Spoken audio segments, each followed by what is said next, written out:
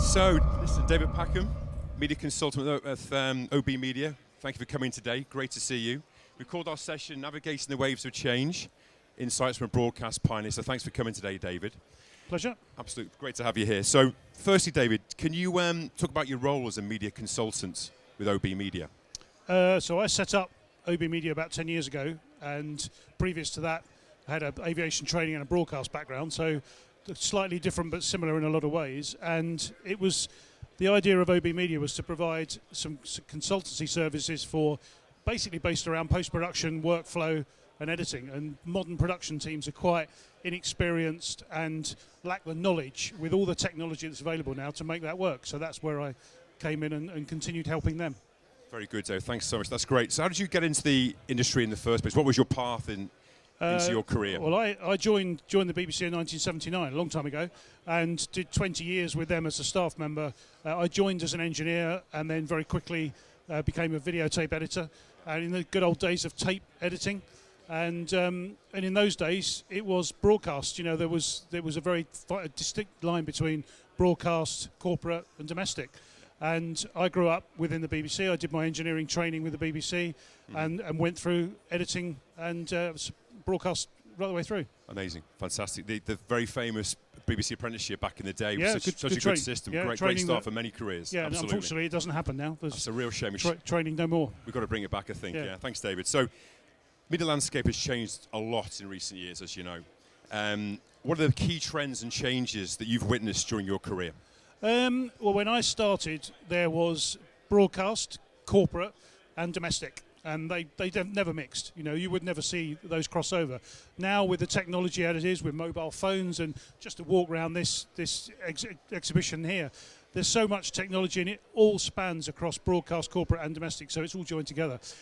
Also, the cost associated with those items. If you want to go and buy a camera, most people have got a good mobile phone that generates better pictures than a lot of broadcast cameras. So it's very easy to generate the media, and that's what's happened. It's become a much more flat playing field, and that enables a lot more content to be generated. Also, when I started, there were 3 terrestrial channels, BBC One, BBC Two and ITV.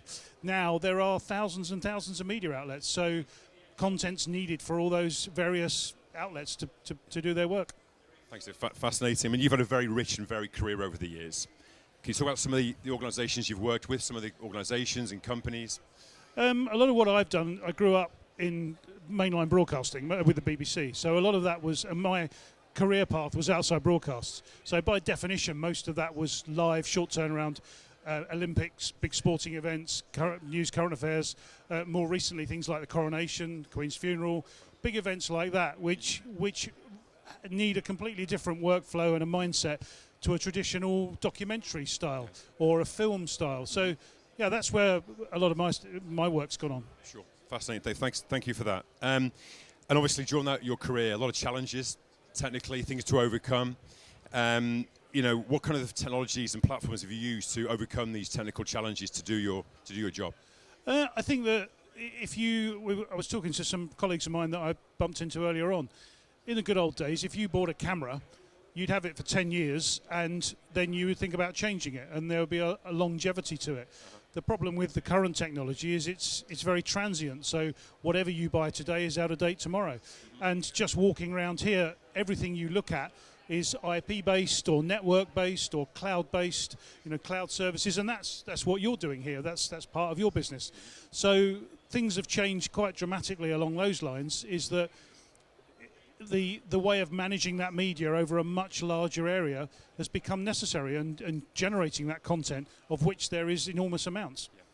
Very good, David. Thank you. I mean, obviously some very popular shows in the UK called Spring Watch and Autumn Watch, run by the BBC. You very closely worked on those shows.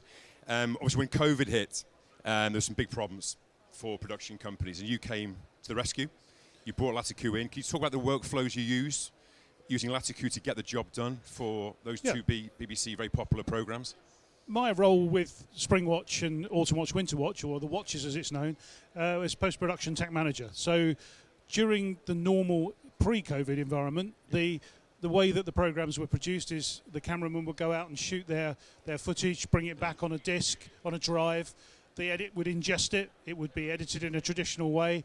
that would make the short films, which would then be included in our live broadcasts. When COVID came around, the BBC, like most other broadcasters, had little or no live content. And one of the things they needed urgently was to get live content. With the watches being natural history, we're able to go out and shoot with very small crews on location a natural history item. So that enabled us to do that. One of the things that became very critically, or became critical very quickly, was getting the media from location back to us. Now, we were going to be based in Bristol at the BBC headquarters. Again, virtually empty as a building now because of COVID. We set up our technical area there, and transferring the media back to us became important. Yeah. And that's where I spoke to several of my colleagues. One of them had seen latakoo previously used with ITV on the World Rugby tournament, and he suggested looking at it. When we looked at it, it was a perfect solution for us for transmitting data from the camera back to us for an edit. It answered lots of other questions that we'd never really looked at pre-COVID. So then, having gone through that, it then started to expand our thought process and what we needed to do going forward. Very good, Dave. And I heard a little story that apparently there was a situation where the production crew were in a remote island in a basement of a lighthouse. I had to get content back, and again, latakoo came to the rescue and helped with that. Can you talk about a particular challenge and the resolution using latakoo? Yeah, I mean, that example, we're doing the natural history, again, small crew. This particular case, they were on an island in Scotland. So there was a localised bird colony on the island where the lighthouse was, and that challenge was to get the media back from there, back to us in Bristol. So they had to set up a 5G mast on the top of the lighthouse to get the network established, and then use latakoo to transfer the media files back to us in Bristol. And then we then downloaded them off the latakoo server, brought them into our edit, and edited the features that they were shooting. Fascinating. And those guys are not still there. They got back in one piece. They got back. The boat was there. We went back to pick them up. Great to hear. Thanks for that.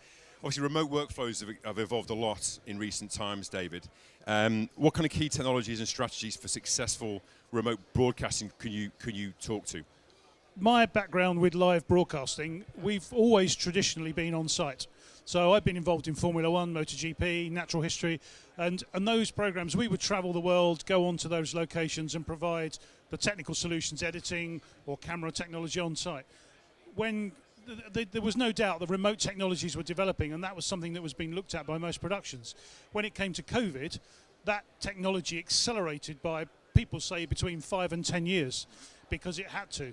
And although the remote working is still going ahead, and that's definitely going forward, there's been a slight sea change in the way that that's been implemented by the production teams.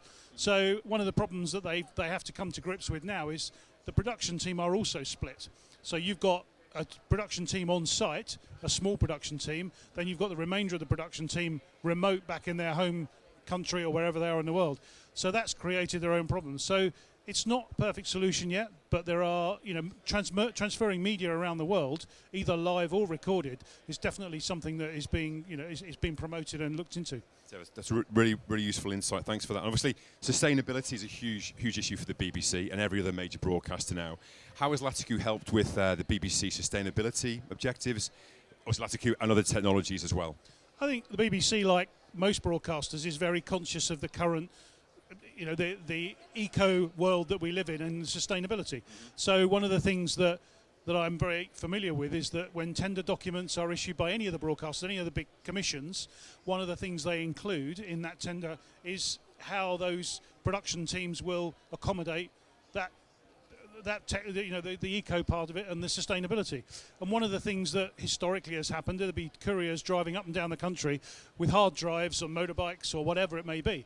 That's all got to go away because we can't carry on like that. And so systems like latakoo enable us to transfer the files efficiently without the need for people driving up and down motorways and creating more carbon than we need to.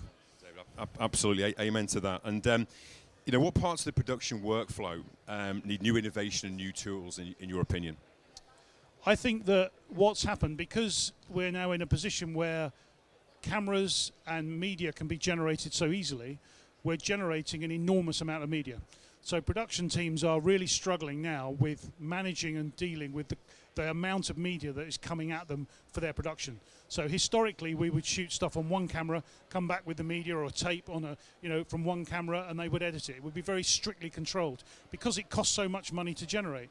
Because the cost of generation now is very cheap, we generate a lot more media. And I think going forward, the technology, and certainly talking about artificial intelligence and AI, that way that's going, is that it's helping manage the media. So, for example, on the watches, what we're doing at the moment is we've got AI technology that's looking at streams of video and logging and identifying animal species and what time codes those things have happened during the night or during the day.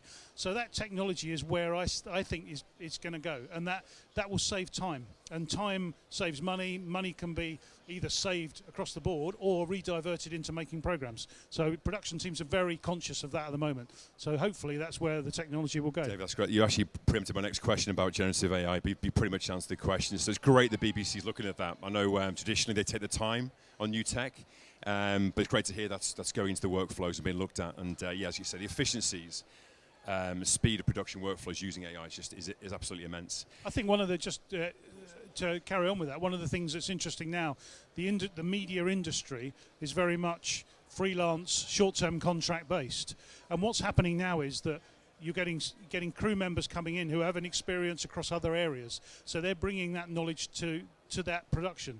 Historically, with somebody like the BBC that I worked for 20 odd years as staff, there was a relatively slow process of developing new ideas, and they were also very limited. Whereas now, one of the few advantages of the freelance world is that you're bringing in those skills that other people have learned on other programs. So it very quickly adapts. Yeah, cross-pollination, absolutely. So a few more questions then, Dave. Thanks so much for your time today. Really useful. Looking ahead, what excites you most about the future of live broadcasting? From my personal point of view, I've got an engineering background, so the technology is what fascinates me and excites me.